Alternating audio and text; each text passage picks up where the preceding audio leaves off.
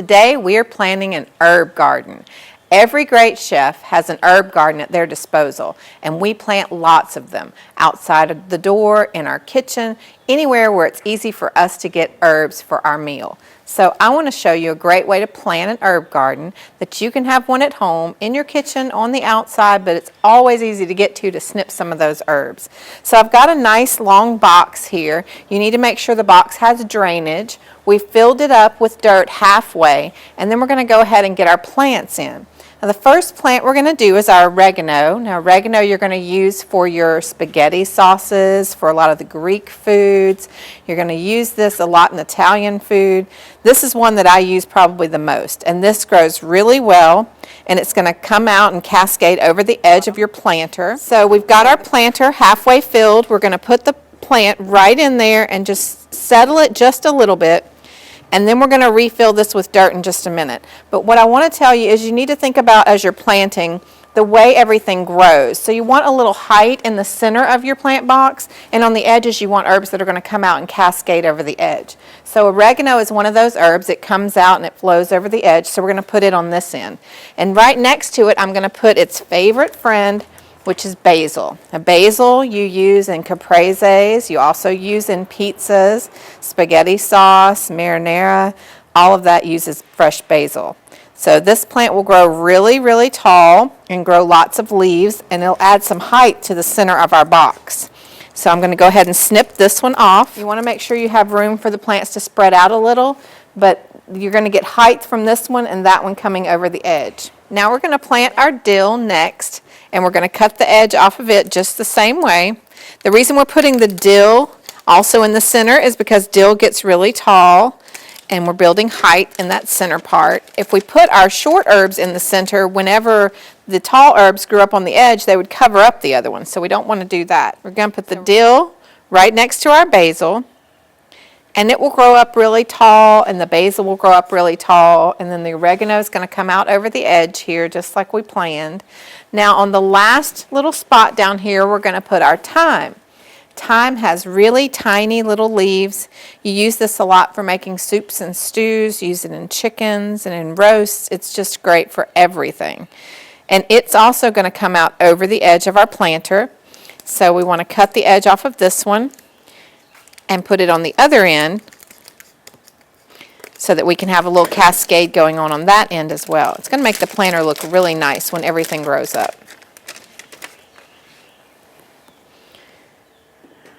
All right there in the end. And now we've got all the little plants in the plant box.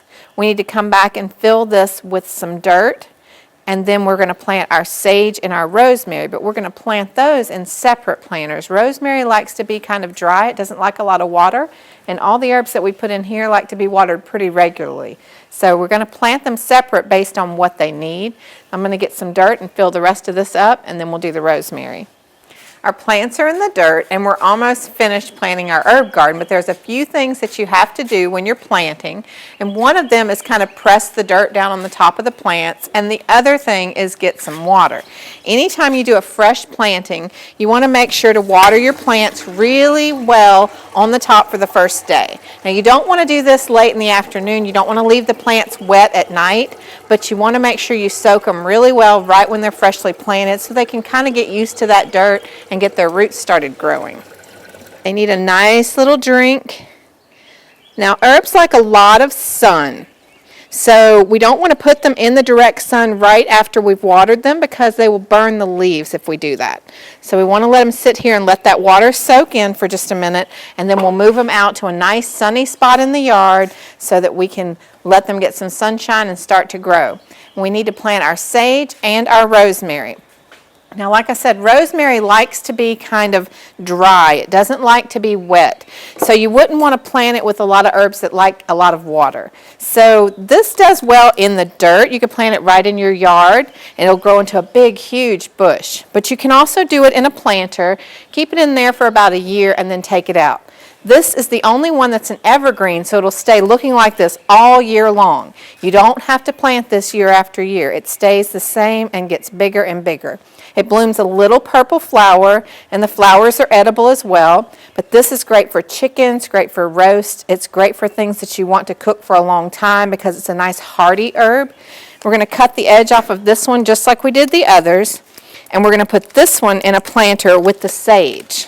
Like I said, you can leave this outer edge on. You can take it off if you want, but it's fine to stay on there. Sit it down in just like that. The rosemary is going to grow up a little taller, and the sage will sit right in the front here. Now, it gets about a foot tall, but it's not going to get as tall as the rosemary, so it'll make a nice little planter. And sit this right beside it. Now, our herbs are kind of tight in this little container, so if during the summer while they're growing or during their growing season they get too big for this planter, then you can take one out and put it in a separate one.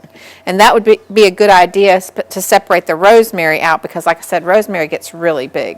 But for right now, we're going to plant them together.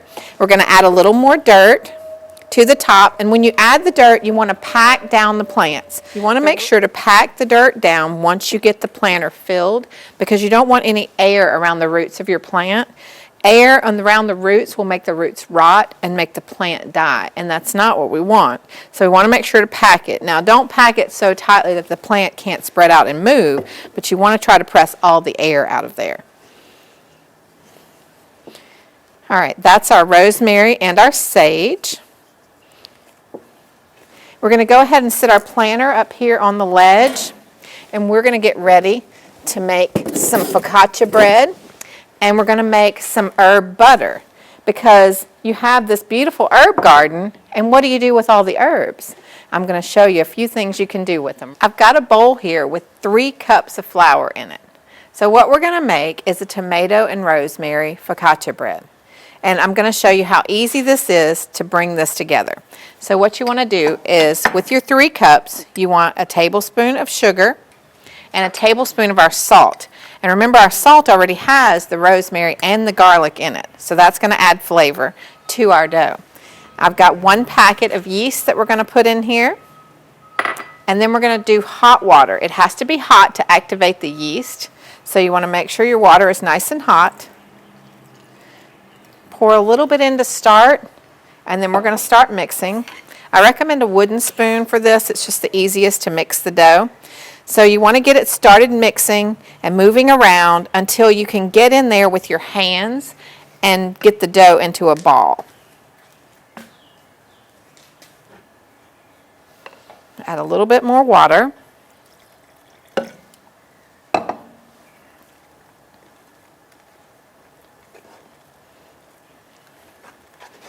All right, now it looks like I can get in there and work the dough with my hands. And once we get the dough worked into a ball, we're going to roll it out flat for some focaccia bread. Now, traditional focaccia bread is similar to a pizza crust, but it's a little bit thicker, but not as thick as you see in the stores. Traditionally in the store, they have it really, really thick, but a real focaccia bread should be a little thinner than that. So we're going to roll this out just a little bit. Okay, the dough is ready for me to get my hands in there. So before I do that, we're going to put a little oil on the dough, and then we're going to put a little flour on the board. So we added a little extra virgin olive oil, about a tablespoon. We're going to add more of that to the top of the dough. You'll see in just a minute. What I'm going to do is dust the board and go ahead and get our dough out onto the board. And we're going to knead it just slightly. This is a dough that doesn't have to be kneaded a lot. Now we put a little bit of flour on it. You can see it's a wet dough. It's going to give you a great focaccia bread. Make sure you keep flour on there so it doesn't stick to the board and it doesn't stick to your hands. And then you can separate this into 2 pieces because this will make 2 doughs instead of just 1. So one you could put in the freezer, and the herbs that you put in the dough, you could add any kind of herbs in there. But what we're going to do, since we have the rosemary in our garlic rosemary salt, I'm going to mimic that when we do the rosemary bread, and we're going to put it on the top as well. And it cooks up really pretty. So I'm going to cut this in half. We'll save this one. That can go directly in the freezer. You can keep it for another day. It'll make a great pizza or another focaccia bread. Let's get some more flour on here. And now what we want to do is roll this, but we just want to roll it slightly because we want it to kind of be a little thicker than a normal pizza would be. So let's roll just like that. We're going to put that on a pan, and then we're going to get it in the oven. Once you get it rolled out to about a 10-inch circle, then we're going to put it on a pan. So I've got a regular baking sheet here. You could use any baking sheet that you have, but what you want to do is coat the bottom with some olive oil, and you want to be kind of liberal about that. You want to make sure there's plenty of oil that's going to soak into the bread. We'll just go ahead and move it around. Just put it in the center where the bread's going to go because that's going to soak up into the bottom of the bread.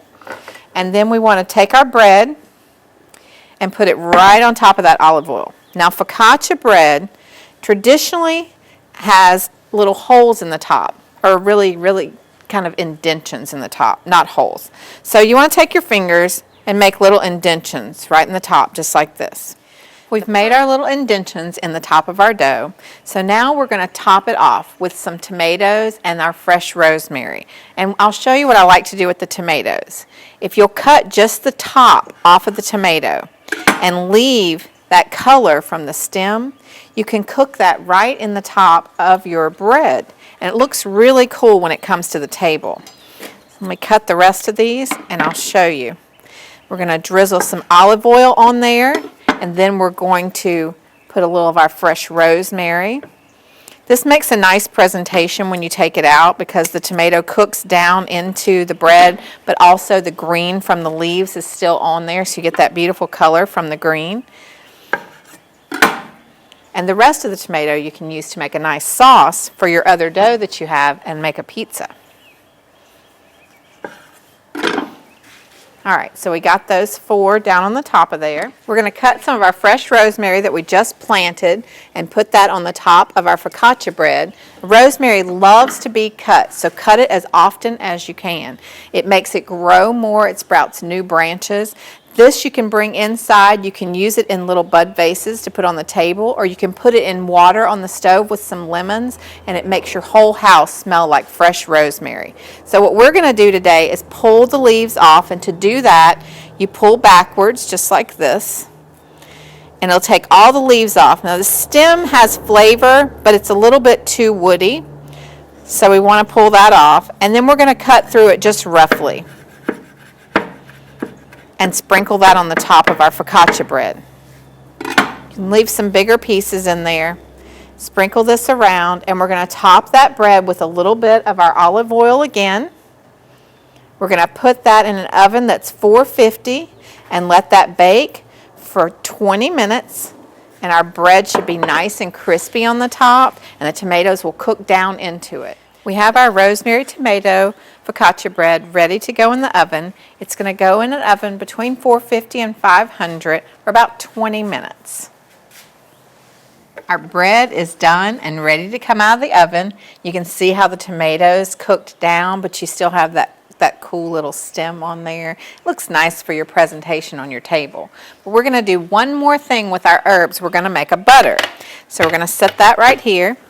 And we're going to make an herb butter. Now your herb butter can be anything you'd like it to be, depending on what herbs you want to use. But since we're going to put it on our focaccia bread that we just made, I thought we'd mix a little oregano and a little basil in there. So we're going to get a few of our leaves from our basil. Just a couple. We just need a few to mix in our butter.